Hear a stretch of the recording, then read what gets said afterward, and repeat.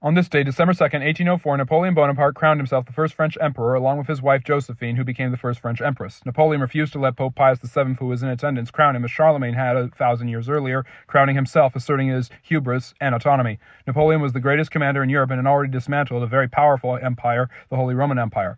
This new empire was the French Empire that he would rule for a decade, asserting that God and man approved of his rule. Napoleon's army seemed almost undefeatable until he ran into trouble, first facing Britain and their strong navy in battles like Trafalgar, and eventually with his failed invasion of Russia being sent into exile, only to return and be finally vanquished at the Battle of Waterloo in 1815.